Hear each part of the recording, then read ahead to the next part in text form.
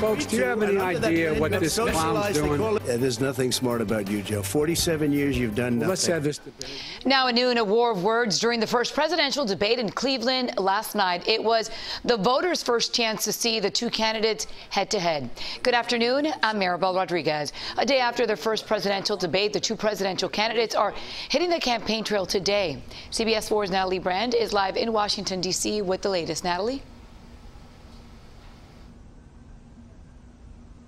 And Maribel, this debate we saw last night is being described as the most contentious and chaotic in modern U.S. political history. And a majority of viewers said it made them feel annoyed. 69%, according to a CBS News poll, only around 17% described it as informative, as debate over the policy issues often appeared overshadowed by the constant disruptions and insults.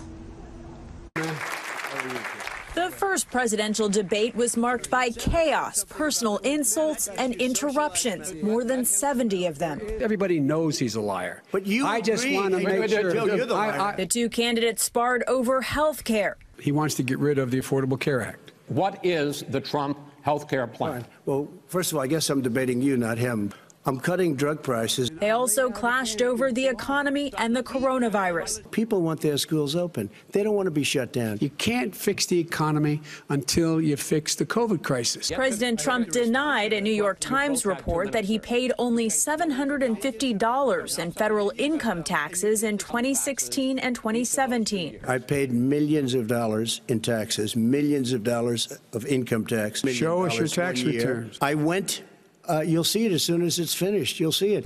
One of the most striking moments of the debate was President Trump's response when asked if he would condemn white supremacy groups. Who would you like me to condemn? White supremacists and right Proud Boys, stand back and stand by. But I'll tell you what. Somebody's got to do something about Antifa and the left. Members of the far-right, self-described Western chauvinist group were listening. They quickly added Mr. Trump's words to their logo. He is refusing to condemn white supremacy. Why is that so hard for the President of the United States? Well, I think he has. I mean, I've been in press conferences when he has. I mean, I've seen him say it repeatedly. So, you know, he's condemned many white supremacist groups. President Trump returns to the campaign trail tonight with a rally in Minnesota. Democratic nominee Joe Biden has begun a train tour of Ohio and Pennsylvania, two critical battleground states.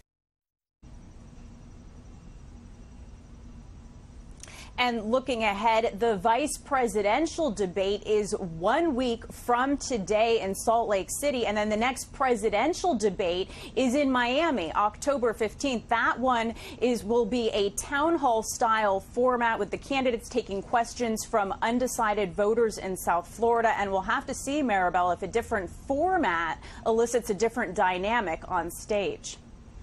Wait and see what happens, Natalie. Thank you for that live report.